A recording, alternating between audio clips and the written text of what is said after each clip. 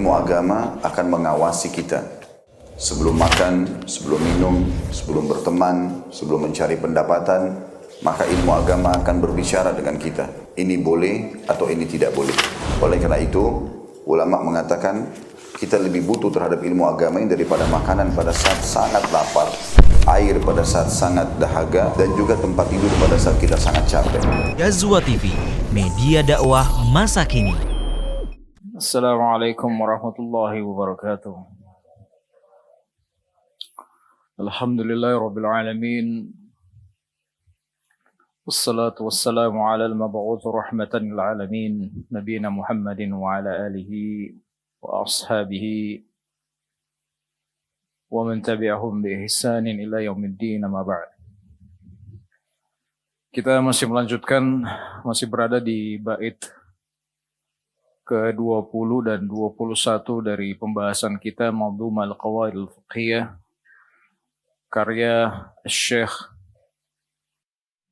Nasir As-Sa'di rahimahullahu ta'ala. Saya sedikit membacakan dulu dari bait ke-20 dan 21. Kata beliau, al-aslu fil abda'i wal luhumi wan nufusi wal amwali lil ma'sumi tahrimuha hatta yaji'a al-hillu fafham hadakallahu ma yumallu. Hukum asal pada kehormatan atau kemaluan, pada daging, pada jiwa dan harta milik orang yang terjaga kehormatannya itu adalah haram sampai datang dalil yang menghalalkannya. Jadi di sini ada kehormatan daging, jiwa, harta milik orang. Hukum asalnya adalah haram sampai datang dalil yang menghalalkannya. Kemudian beliau berkata, fafham hadakallahu ma yumallu. Pahamilah, semoga Allah memberimu hidayah, sebuah kaidah yang sangat agung. Baik, terakhir kita membahas tentang kehormatan dan hukum asal daging. Sekarang kita masuk ke dalam pembahasan. Beliau berkata wan nufusi wal amwal, yaitu jiwa dan harta. Ya. Baik, di sini tentang jiwa. Beliau menyatakan bahwa asal hukum yang berkaitan dengan jiwa ini adalah haram untuk dilanggar. Artinya darah manusia itu pada asalnya terjaga dan tidak boleh ditumpahkan. Jadi itu hukum asalnya. Dan jiwa yang diharamkan untuk ditumpahkan darahnya, atau jiwa yang diharamkan untuk dilanggar itu ada 4. Yang pertama, jiwa seorang muslim. Berdasarkan firman Allah Subhanahu wa taala dalam surah An-Nisa ayat 93. Silakan dibuka di Al-Qur'annya di HP. Di ayat 93 dari surah An-Nisa. Ini adalah dalil bahwa jiwa seorang mukmin itu tidak boleh dilanggar atau tidak boleh ditumpahkan darahnya. Allah Subhanahu wa taala berfirman, "Wa may yaqtul mu'minan muta'ammidan fajazaohu jahannam khalidan fiha wa ghadiballahu 'alaihi wa la'anahu wa 'adda lahu 'adzaban 'azima." Kata Allah Subhanahu wa taala, barang siapa yang membunuh seorang mukmin dengan sengaja, maka balasannya adalah jahannam, kekal di dalamnya. Dan Allah murka kepadanya, melaknatnya dan menyediakan baginya azab yang besar.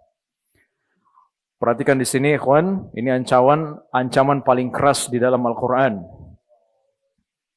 4 hukuman disebut sekaligus. Ya, Allah murka kepadanya. Pertama, balasannya adalah jahannam, dia kekal di dalamnya, yang pertama.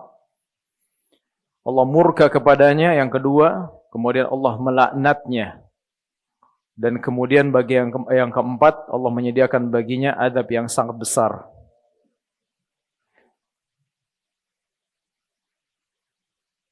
Perhatikan di sini, kata Allah Subhanahu wa taala, "Wa may yaqtul mu'minan muta'ammidan fajaza'uhu jahannam khalidan fiha." Siapa yang membunuh seorang mukmin dengan sengaja, balasannya adalah jahannam, dia kekal di dalamnya.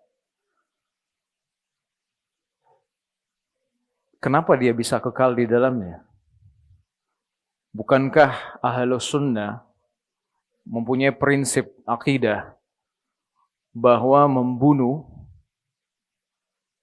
termasuk dosa besar yang tidak mengkafirkan? Seperti kita ketahui, hanya orang kafir saja yang dimasukkan ke dalam neraka jahanam dan kekal di dalamnya. Kenapa dalam ayat ini dikatakan oleh Allah Subhanahu wa taala, siapa yang melakukan pembunuhan balasannya adalah jahanam dan dia kekal di dalamnya. Seolah-olah dia, siapa yang membunuh atau siapa yang melakukan dosa besar, dia otomatis hukumannya kafir. Padahal ini bukan prinsip dari akidah Ahlussunnah wal Jamaah. Bahwasanya orang yang membunuh itu tidak menjadikan dia kafir. Tapi kenapa dalam ayat ini Allah Subhanahu wa taala berfirman, siapa yang membunuh seorang mukmin dengan sengaja, maka balasannya adalah jahanam dan dia kekal di dalamnya. Seolah-olah dia sudah kafir. Ada yang bisa jawab?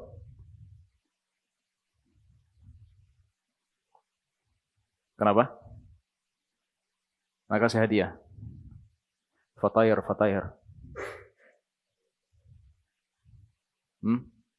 Kenapa dia kekal di dalamnya?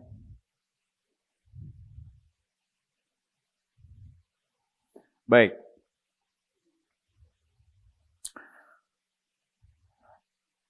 Pembahasan yang dibahas oleh para ulama, kenapa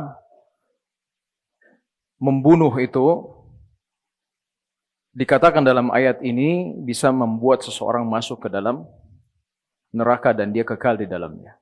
Kesimpulannya, bahwasanya yang dimaksud dalam ayat ini adalah orang yang menghalalkan apa yang diharamkan oleh Allah Subhanahu wa taala. Karena salah satu pembatal Islam adalah orang yang menghalalkan apa yang telah diharamkan oleh Allah Subhanahu wa taala. Nah, dalam hal ini dia membunuh seorang mukmin dengan keyakinan bahwa darahnya itu adalah halal. Nah, ini boleh ditumpahkan, tidak masalah. Ya, dia menghalalkan. Ketika Allah telah mengharamkan, dia malah mengatakan tidak, itu tidak haram, itu adalah halal. Maka dalam hal ini dia termasuk di dalamnya adalah orang-orang yang dimaksud dalam ayat ini. Ya, ketika dia menghalalkan apa yang telah diharamkan oleh Allah Subhanahu wa taala, maka dia termasuk dalam ayat ini yang disinggung bahwa kalau dia membunuh dengan mengatakan bahwasanya jiwa orang ini atau jiwa mukmin ini adalah halal, maka dia kekal di dalam neraka jahanam. Wala'udzubillah. Baik, kita lanjut. Begitu juga firman Allah Subhanahu wa taala dalam surah Al-An'am, surah 6 ayat 151. Allah Subhanahu wa taala berfirman, "Wala taqtulun nafsal lati harramallahu illa bil haqq." Dan janganlah kalian membunuh jiwa yang Allah haramkan kecuali dengan alasan yang benar. Dengan alasan yang benar. Di sini sekali lagi Allah menegaskan bahwa membunuh jiwa, hukum asal dari darah seseorang itu adalah haram kecuali dengan alasan yang benar. Ya. Baik, itu kategori yang pertama, yaitu jiwa seorang muslim. Yang kedua, yang tidak boleh dilanggar adalah jiwanya orang kafir dhimmi. Orang kafir dhimmi. Apa itu orang kafir dhimmi? Ada yang tahu?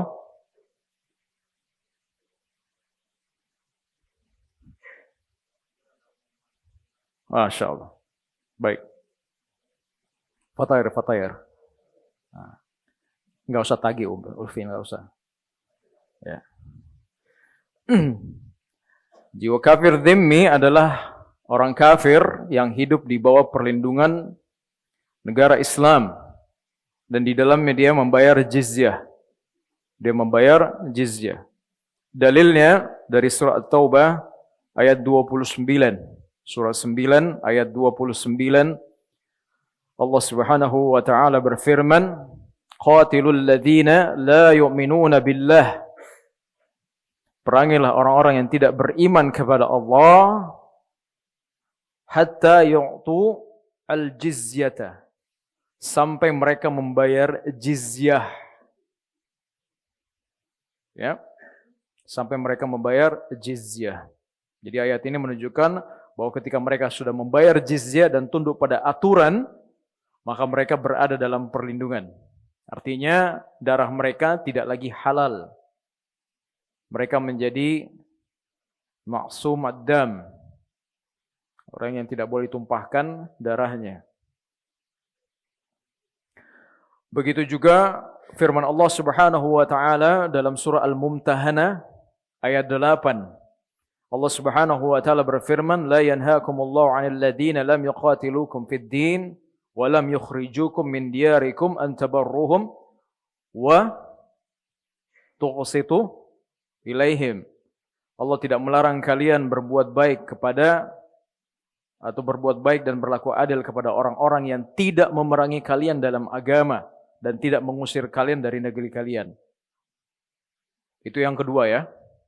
Yang ketiga, jiwanya kafir mu'ahad.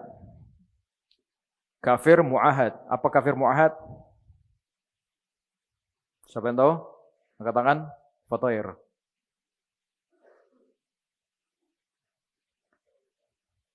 Bintang? Hah? Kafir kalem. InsyaAllah. Kafir mu'ahad apa? 3, 2, 1. Jadi kafir mu'ahad adalah orang kafir yang memiliki perjanjian damai dengan kaum muslimin.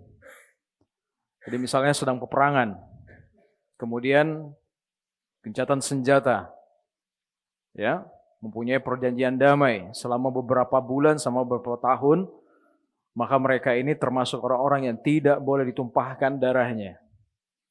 Dalilnya dalam surah At-Taubah, surah 9 ayat 6, Allah Subhanahu wa taala berfirman. Jadi surah At-Taubah ayat 6, Allah Subhanahu wa taala berfirman, "Wa in ahadun minal musyrikin istajaraka fa'ajirhu hatta yasma' kalam Allah thumma ablighu ma'manah." Jika salah seorang dari kaum musyrikin meminta perlindungan kepadamu, maka lindungilah dia sampai dia mendengarkan kalam Allah. Lalu antarkan dia ke tempat yang aman. Perhatikan, ini musyrik, orang kafir dalam konteks perang. Tapi kalau ada perjanjian atau permintaan perlindungan, wajib dijaga dan diantarkan ke tempat yang aman. Begitu juga dalam surah At-Taubah, di dalam surah At-Taubah ayat 4-nya. Allah Subhanahu wa taala berfirman, "Illal ladzina ahadtum minal musyrikin thumma lam yanqusukum syai'an wa lam yudhahiru 'alaikum ahadan fa'atimu ilaihim ahdahum ila muddatihim." Kecuali orang-orang musyrik yang kalian telah berjanji dengan mereka, lalu mereka tidak mengurangi sedikit pun dari perjanjian itu dan tidak membantu siapapun melawan kalian, maka sempurnakanlah perjanjian mereka sampai waktunya. Artinya darah mereka ini haram selama perjanjian itu berlaku.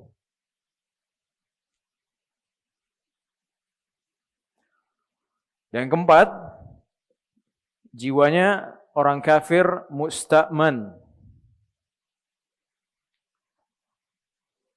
Kafir musta'man ini apa? Ini sama tadi ya. Non-muslim yang mendapatkan jaminan keamanan sementara. Ya. Kalau dia diberikan jaminan keamanan sementara, ya misalnya dia diizinkan masuk untuk sementara, kemudian dia berada di dalam perlindungan kaum muslimin, dan dia dijamin untuk itu, dijamin kehidupannya, dijamin hidupnya, nyawanya, maka seluruh kaum muslimin tidak boleh menyentuhnya, tidak boleh menumpahkan darahnya. Ya.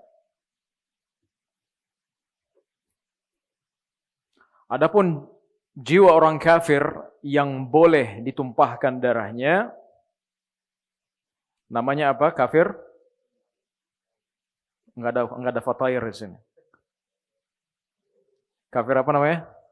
Harbi. Ya. Ya. Adapun kafir harbi, yaitu memerangi mereka adalah orang-orang kafir yang memerangi kaum muslimin dan tidak memiliki perjanjian ataupun perlindungan.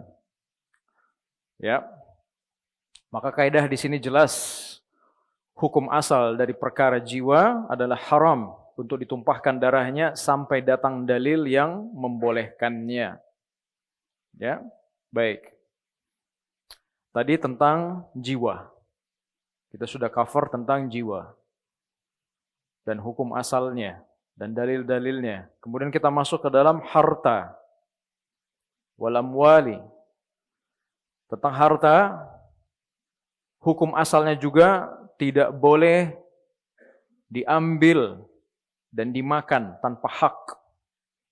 Tidak boleh seseorang memakan harta orang lain kecuali dengan sebab yang sah dan jelas secara syariat. Ini berdasarkan firman Allah Subhanahu wa taala surah An-Nisa surah 4 ayat 29. Allah Subhanahu wa taala berfirman, "Ya ayyuhalladzina amanu la ta'kulu amwalakum bainakum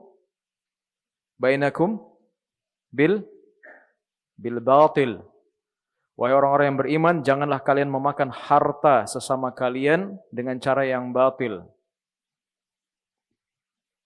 Begitu pula dalam hadis yang mutawatir, Rasulullah sallallahu alaihi wasallam bersabda, "Inna dima'akum wa amwalakum wa a'radakum 'alaikum haram." Sesungguhnya darah kalian, harta kalian dan kehormatan kalian itu adalah haram untuk kalian untuk dilanggar. Jadi hadis ini menunjukkan secara umum bahwa asal hukum dari perkara-perkara harta itu adalah haram untuk dilanggar. Ya. Jadi semua yang disebutkan di sini oleh penulis rahimahullah taala, jiwa dan harta, asal hukumnya adalah tahrim, haram sampai datang dalil yang menghalalkannya. Ya. Nah, ada di sini yang perlu diperhatikan, ikhwan, kalau ada nas yang secara tegas menghalalkan dalam kondisi tertentu, maka pada saat itu diperbolehkan menumpahkan darah atau memperbolehkan mengambil harta. Contohnya misalnya membunuh kafir harbi dalam peperangan yang sah. Di sini ada dalil yang membolehkannya, maka boleh kita membunuh mereka. Ya. Begitu juga dalam beberapa kondisi tertentu pada seorang muslim misalnya, sebagaimana dalam hadis Ibnu Mas'ud radhiyallahu taala anhu yang diriwayatkan Imam Bukhari dan Muslim, Nabi sallallahu alaihi wasallam bersabda, "La yahillu damu imri'in muslimin illa bi ihdas thalath." Tidak halal darah seorang muslim kecuali dengan salah satu dari tiga. Tidak halal darah seorang muslim kecuali dengan salah satu dari tiga. Apa tiga itu? Yang pertama, orang yang sudah menikah lalu dia berzina. Ya. Kemudian yang kedua, jiwa dibalas dengan jiwa, dia diqisas. Dan yang ketiga adalah orang yang meninggalkan agamanya atau dia murtad, kemudian dia memisahkan dirinya dari jamaah kaum muslimin.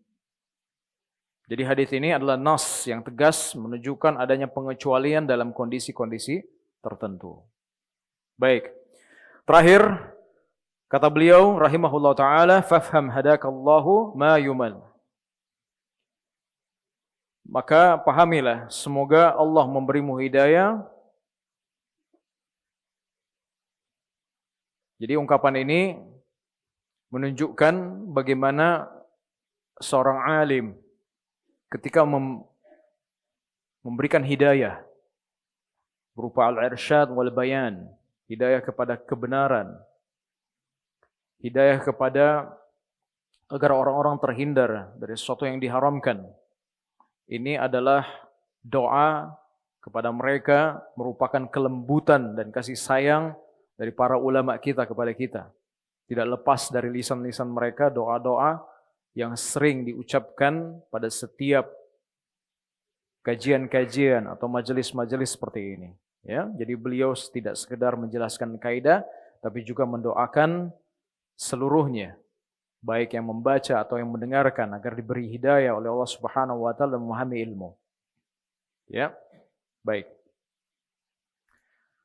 Dengan demikian, bagian ini bait 20 dan 21 sudah selesai kita bahas. Alhamdulillah, kita insyaallah taala akan membahas kelanjutan baitnya di 22 dan 23 pada pertemuan akan datang insyaallah taala. Baik, kita tutup. Subhanakallahumma bihamdika asyhadu an la ilaha illa anta astaghfiruka wa atubu ilaik. Alhamdulillahirabbil alamin. Assalamualaikum warahmatullahi wabarakatuh.